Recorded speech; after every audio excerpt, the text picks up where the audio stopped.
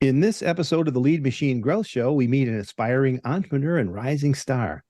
She's making a name for herself by using her professional knowledge in behavior science and her strong advocacy skills to help families of special needs children overcome the difficult emotional, educational, and financial challenges they face. She empowers them and guides them towards a path of resilience and clarity, extending her positive impact on her life's passion. This episode of the Lead Machine Growth Show is brought to you by Lead Machine, the step-by-step, tech-easy system for getting leads online. Are you struggling to get leads from your lead magnet? Are you tired of seeing low conversion rates and losing potential customers? It's time to revive your lead magnet and start attracting more leads. Download our free report, 10 Deadly Lead Magnet Mistakes That Are Costing You Leads, and learn how to create a high-converting lead magnet that engages your audience and drives conversions. Don't let common mistakes hold you back any longer. Revive your lead magnet today and download your free report at www.getleadmachine.com/deadly.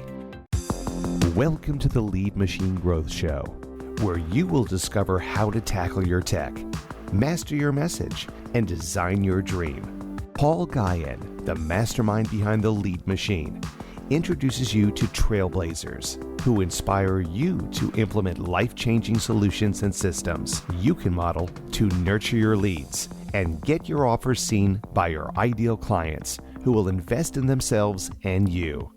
Be sure you visit our website at www.leadmachinegrowthshow.com. While you're there, subscribe to us via your favorite network.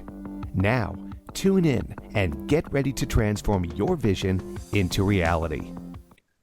Welcome to the Lead Machine Growth Show. I'm Paul Guyan, your host, lead machine coach, and founder of the Lead Machine Mastermind Group and Coaching Program. I'm dedicated to helping you tackle your tech, master your message, and design your dream. Whether you're just starting out or looking to take your business to the next level, let's get this conversation started and turn your dreams into reality. Let's meet our guest. Katheryn Bermann is a Navy vet who's gracefully transitioned into a role as a behavior therapist. With a steadfast dedication to children and families navigating the complexities of special needs, she applies her special, extensive knowledge of behavior science to impart a myriad of skills. Her expertise is not only evident in academic readiness in addressing behavior concerns, but also in empowering those who serve with the right questions to ask during the IEP, which, as some of you may know, is the individualized educational program process, which is vital for children with special needs.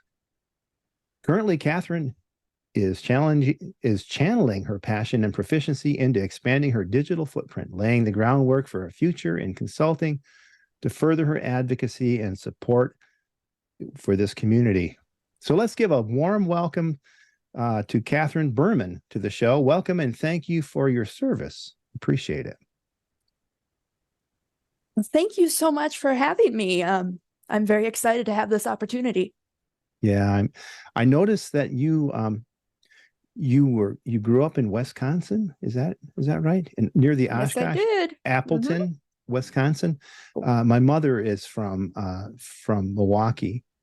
Oh, wow. And I went to the EAA Experimental Aircraft Association fly-in many years ago and spent a whole week there and just loved it. Of course, we got Oshkosh genes for my kids and all of those things. So yeah, it's great being from the Midwest, isn't it?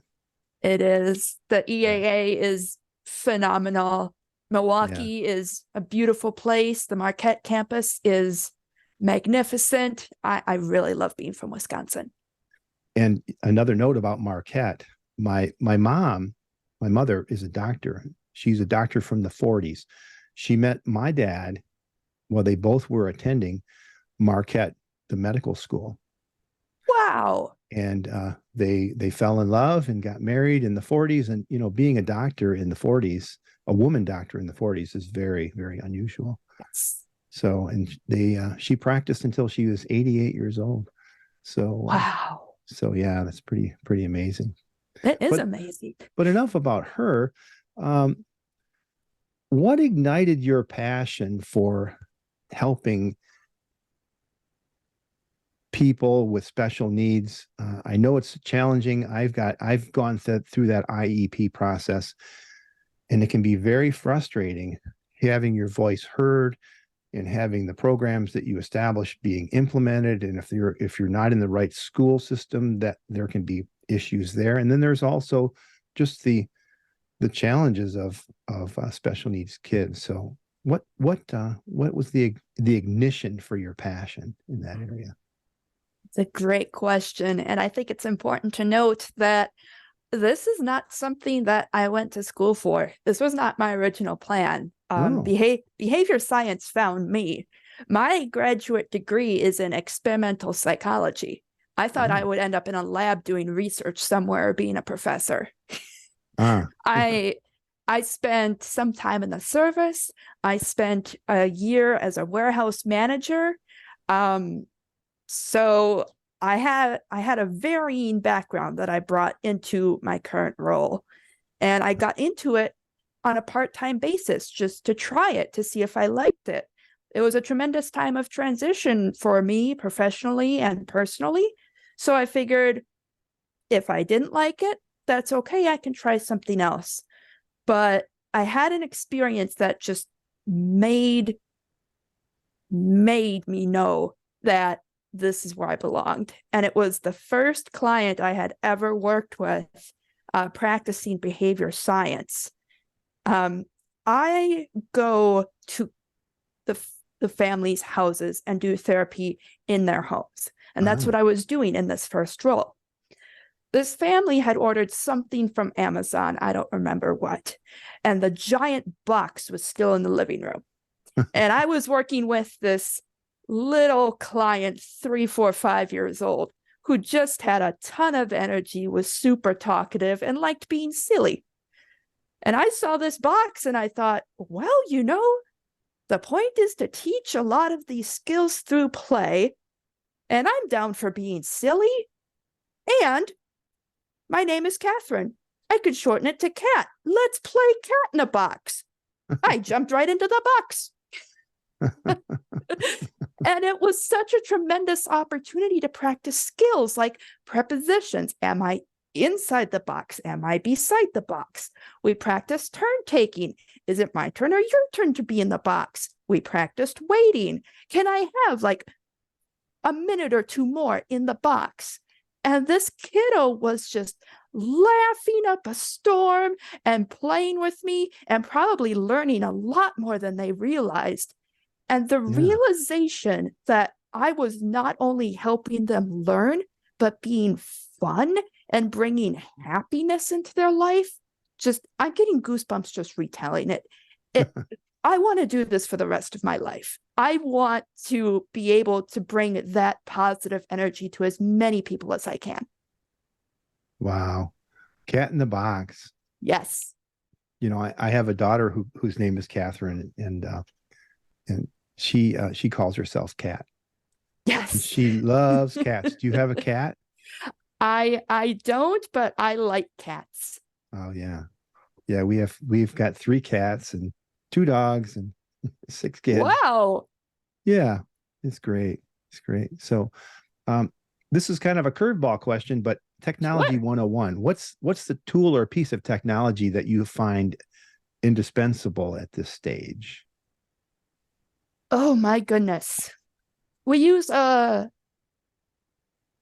wide variety of software in the particular field that I'm in to collect data, but just in day-to-day life, the notepad on my phone has just been indispensable because we constantly have our phones on us. If I have an idea or I think of some reason why an intervention is working or not working, I can just pull out my phone and jot it down. That's great. I take a notepad with me on my computer as well. I use a Windows computer, and I use Windows Notepad when I'm sitting at my desk, and throughout the day I might take notes on whatever we're doing. But I also use an app called Evernote, which synchronizes with all of my devices. So Oh, it's on wow. it's on my iPad, it's on my laptop, it's on my work computer, and it's on my my personal computer, my personal at home home office stuff. Evernote, yeah, it's a great piece of technology. So yeah, just taking the time to take notes and note things that you might need to follow up on later. The thing that I do is I take a lot of notes and then I forget to follow up. so I might need an Yes. IEP program too. So Oh, and there have been times that a note has been forgotten until I find it when I'm going through my phone and doing some cleaning up, and I realize, oh, I know. whoops. You know, I also use a notepad. Do you use a paper and pen too? Yeah. Mhm. Yeah. I put little circles when there's something that I need to follow up. I put a little circle so I can go check it off later. And do you do that too? Oh, yes. Yeah. I am the post-it note queen. I am the list queen. I wish the listeners could see my desk right now. There are 1, 2, 3, 4, 5, 6, 7, a lot of post-it notes on it. That's good. So I know you're in transition from your regular work. You're working for someone else, but you have clients that you work with, and um, you're moving in this direction to an entrepreneur working for yourself. So how Yes. do you usually describe what you do, what your business to your potential clients, or how are you developing that? The phrase I normally use is that I will help you incorporate principles of behavior science to help solve problems. Behavior science principles, there's a whole history of how our field developed, what applied behavior analysis is, but the actual principles that we use hold across people, situations, and contexts. So Yeah. they can be used with anyone, anywhere. Now, when you tell people that, what do they say? Do they lean in or do they ask you more? there's there's usually the wow expression, or that's really interesting and people want to know more, which that's fantastic. I'll talk about this field all day long. And what do they really seek you out for? What kind of result are they looking for? With the families that I work with, a lot of it breaks down to just wanting to help their child. Yeah. It's, parents want the best for their child. That's wonderful.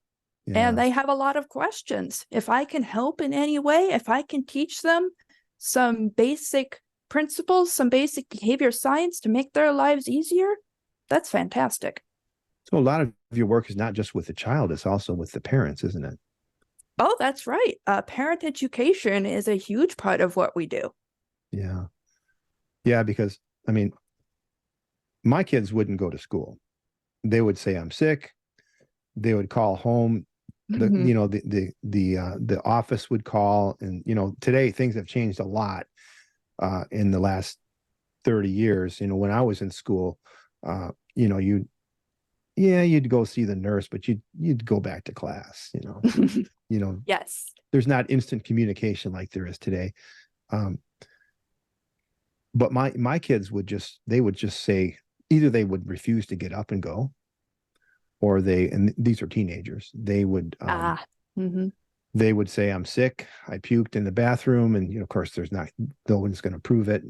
If they say they threw up, they threw up, and parents got to come get them. And so parents are at their wits end. If you're working with teenagers, for sure they're at their wits ends. And also with younger children. My youngest, um he hated school from the time he hit kindergarten, and I think it's because he's so smart that they were just moving too slow for him.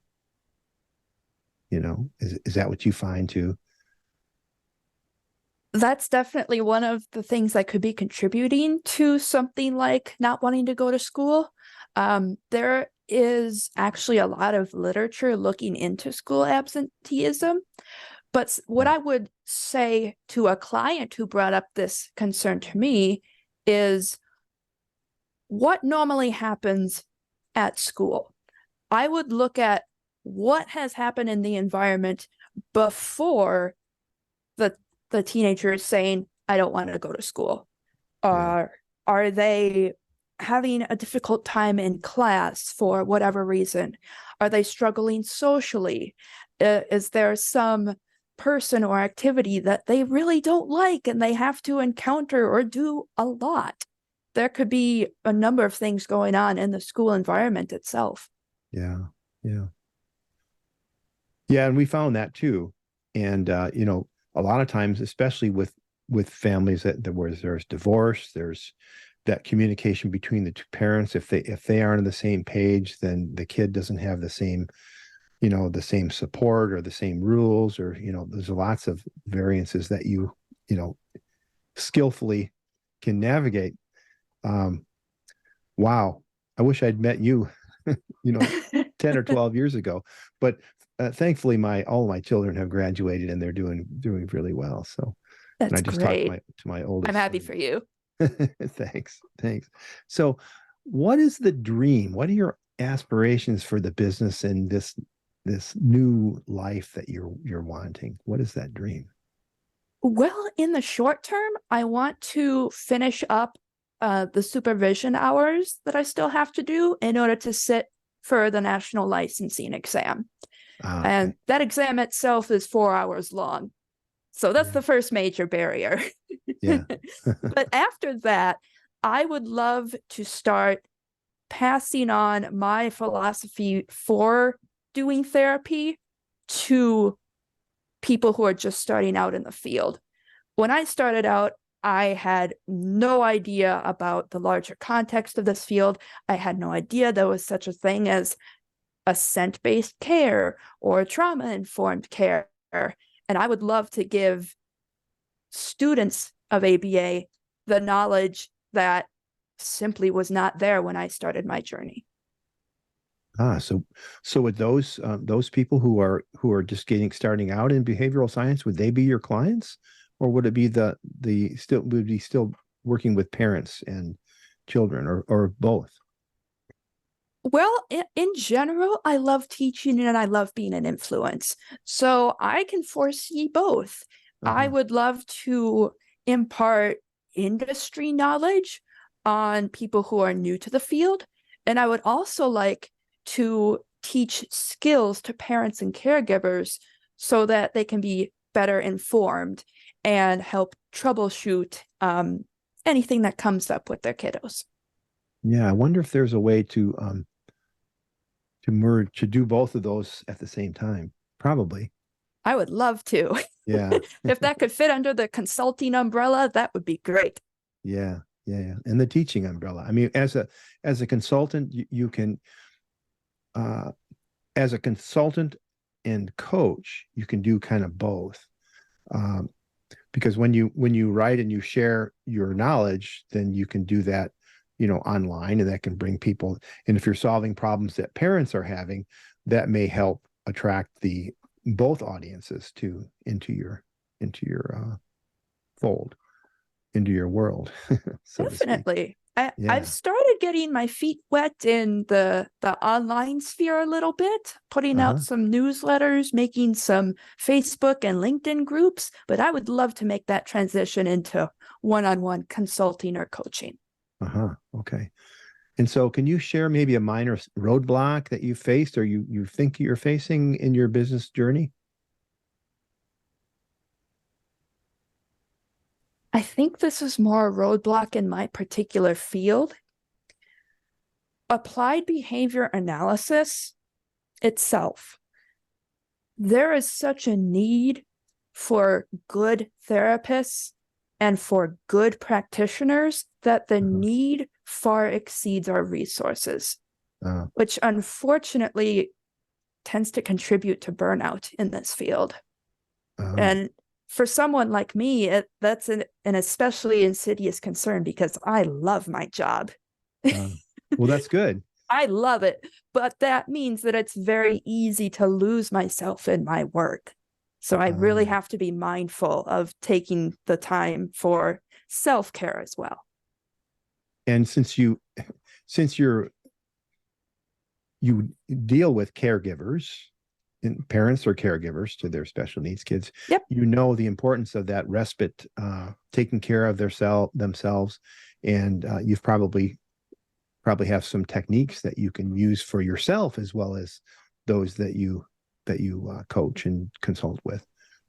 Oh, Right? definitely. Many of the skills and recommendations that I offer are things that have been successful for me personally, like candle breaths or principles of ACT, that's acceptance and commitment therapy, just noticing and being mindful of what's going on in your body. Can we back up and did you say candle breaths? Yes, candle breaths. Tell us about that. It's essentially deep breathing. It's called candle breaths to make it a little more kiddo friendly. And the basic idea is you take a big old breath like you're smelling a really nice flower. You hold it, and then you do a big exhale like you're blowing out a candle. Okay. That's candle breaths. Some people even use candle breaths to blow out, so to speak, fingers that they might be holding up. So they take in one breath, exhale, a finger goes down. So now there's 4 fingers that you're holding up instead of 5. Keep going. And then you've taken 5 deep breaths. That kind of reminds me of box breathing. Yes, I do that too. Yeah. Okay. Yeah. Breathing is really important. It keeps you alive. It's surprising how effective it is. I only got does. into it within the last couple years. I initially dismissed it as like, what kind of an impact could just changing the way you breathe have? And as it turns out, quite a lot. Quite a lot. Yeah. It can help you relieve stress. It can help you go to sleep. It can help you calm down before you are going to speak on stage or be in a highly visible situation or something, encountering something that you have trepidation about. Or on a podcast interview. Yeah. Well, you're doing great. So do you have a piece of advice that you wish you had known when you started out this journey?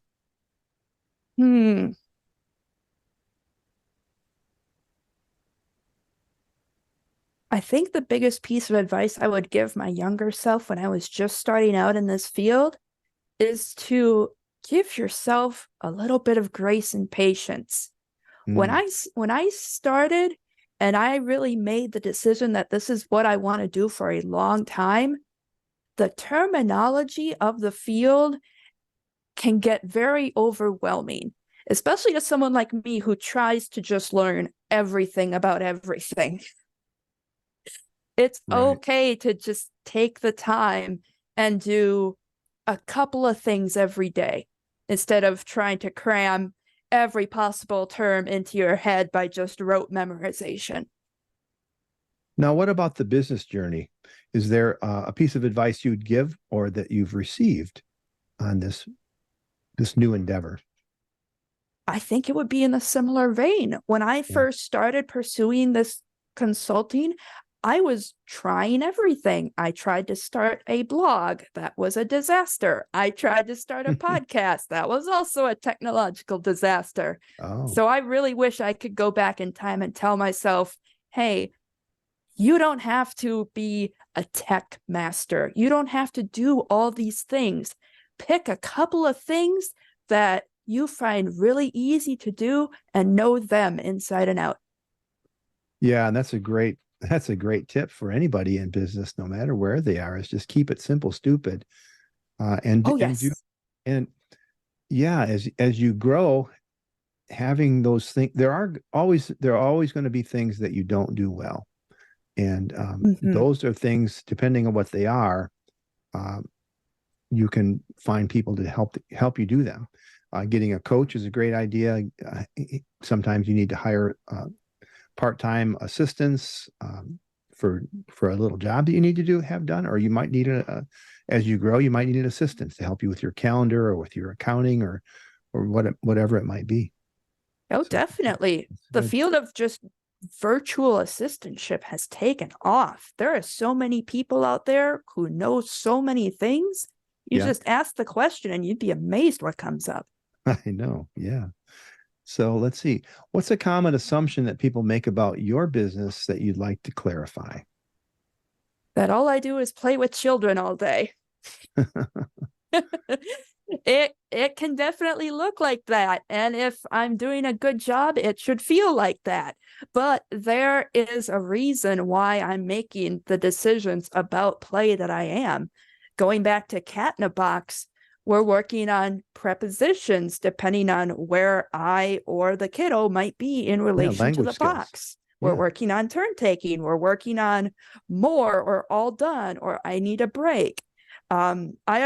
I tend to think if I'm doing a really, really good job doing therapy in that play context, someone who is absolutely new to this field will not be able to tell. And they probably wouldn't think of it either. That's a really innovative way of teaching. And I know that the more fun that learning is, the easier it is to learn. Like learning, putting a song to a thing that you're a new skill that you're trying to learn. That helps you memorize things. You know, Oh, that's a great yes. way, and it's fun. It's fun. So, is there a bold move or project you're considering for your business? Yes. I want to make my own course about these new approaches to the field of ABA. There are so many great things happening in this field. Just off the top of my head, we're incorporating aspects of trauma-informed care. We are incorporating assent, which is how the client tells us through their behaviors whether or not they're enjoying what we're doing. We're incorporating compassionate care. I would like to take all these things and put them in one place, put them out as a course package so that it's accessible to more people, and it cuts down on the amount of online searching that people have to do for these separate things. Yeah, and would that be for parents or would that be for students of ABA? Yes, anyone who's interested. The Yeah, ABA as a field has some parts of our history that are not so good, which is a whole other topic in itself. So it would be great for parents and just the general public to see that we're making some great positive changes. And it would be great for students of ABA to show them where the field is right now and where it's going. right on. So, what would be one skill that you'd want to develop that you could turn, if let's say a year from now, you could look into the future? What skill would you need to have accomplished this new consultancy that you want to launch? I want to get a lot more comfortable selling myself. I think coming on podcasts like this is a good start, but at Yeah, least for me personally, I've had people send me cold direct messages before. I've had my fair share of cold calls and cold emails. I want to find that balance between promoting myself and not seeming, oh, shall we say, pushy about it? salesy, sleazy, cheesy. Yeah, Yes. yeah, I agree. And I think that being genuine, and I love the playfulness of your personality. I think that's that makes you endearing to people. I think that you're authentic, and that will go a long way to being able to articulate what it is you're offering to people, to I bring them hope into so. yeah. I really hope so. And so, what big milestone are you looking for that would make you feel like you're a true business hero? Well, off the top of my head, I would say if somebody finds me online or hears about me on a podcast or in a leadership article somewhere and reaches out to me to get my advice on solving a problem, Yeah, that would be amazing. being a sought out expert in your field to solve a problem, right? Yes. Okay. And so was there any other questions that you would like, or anything that you would like our audience to know with your final words, and what maybe are 3 things that people can do to put ideas like yours into action? Absolutely. A lot of these are oriented to parents and caregivers on a special needs journey, but they are also applicable to new students of the field and just those who work with special needs clients in general. The first huge tip I have is build your team. For parents, it's probably occupational therapists, practitioners of applied behavior analysis. It could be social workers, local congressmen. Surround yourself with knowledgeable people and ask a bunch of questions. Yeah, I think that would be don't be that's a good afraid tip. to ask a bunch of questions. Yeah, that's a good idea. Build a team. Yeah, you want the best for your kiddo. That's fantastic. Surround Yeah. yourself with people who also want the best for them. That's Right. my biggest recommendation. Okay. My second one, this is especially targeted for those who are new to the field of ABA or just new to human services in general. Seek out people with lived experience being neurodiverse or going on a special needs journey. There are so many people, I'm thinking of LinkedIn in particular, that identify as neurodiverse advocates. Huh. Follow them, see what they have to say, ask them questions about their experience. They'll probably give you a lot more insight into how people think differently. Wow, that's a great tip. And that's applicable to business too. Building a team of people that have the knowledge that you may not have yet. Seek them out as mentors and as strategic partners, and people that can help you in different ways. And then seeking out people with I think of mentorship. So you have a build a team of people who can help you deliver your services, or support you so that you can deliver your service better and more efficiently. And then seeking out people that can mentor you, coach you, support you in different ways as you grow. So, and what's your final one? If I could just add one point to that, seek out people with lived experience suggestion.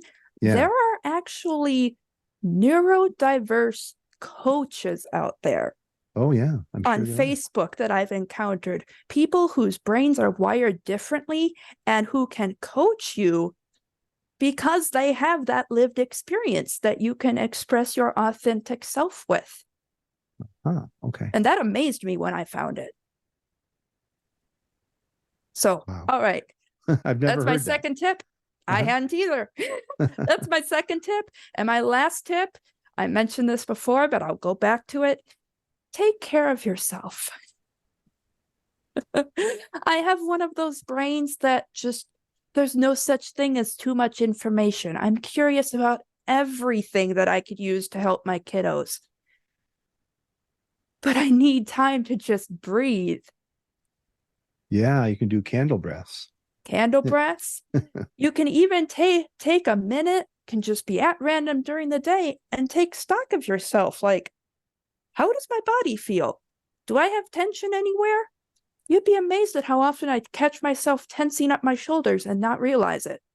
Oh my So God. just take a second, release Yeah. that tension, say, yeah, I did a lot today. It's absolutely okay to just step away and unplug and relax for a little bit. For sure. And if you've been listening to this interview and what she's been talking about, Katheryn has been talking about applied behavioral, what was it, ABA? Yes, applied behavior analysis. Analysis, right. And how it applies to special needs children and people who are learning in that thing. But everything that you've said here applies to starting a business, growing a business, being in business, being a consultant or a coach or an entrepreneur, seeking out a team, looking for people who have experience that can help you and mentor you, and taking care of yourself. Those are all things that work in all aspects of life, and especially with special needs kids, as in parenting and growing a business and being an entrepreneur. So I think that you're well on your way of being that true business hero. Thank And you so much. And I applaud yes, you for what you do. And there are good days and there are days when I come home exhausted, but I still absolutely love what I do. And I can't wait to see what else I can do to make an impact and put out some positivity in the world. yeah, and that's amazing. I just love that about your attitude. So thank you so much for being on the show today. And if you'd like to connect with Katheryn Bermann, Yes. you can go to LinkedIn. It's www.linkedin.com/in/Katheryn-Bermann. And that's KATHERYN-BERMANN. Not BR, not only one, two N's. Yes, two N's at the end. That's right. And so that's www.linkedin.com/in/Katheryn-Bermann. And you can see these notes on the show notes page. And remember, faith and action go hand in hand. So keep the pedal to the metal. And until next time on the Lead Machine Growth Show, I'm Paul Guyon. And Katheryn Bermann, thank you so much for coming today. Thank you so much for inviting me. I've really enjoyed talking about what I do. Okay. I loved hearing about it too. Thank you. Thank you for tuning in to the Lead Machine Growth Show with Paul Guyon, where we show you how to tackle your tech, master your message, and design your dream so that you can transform your vision into reality. Remember to visit our website at www.leadmachinegrowthshow.com and enjoy even more great episodes like this one. Again, while you're here, subscribe to us via your favorite network. We look forward to seeing you next time on the Lead Machine Growth Show.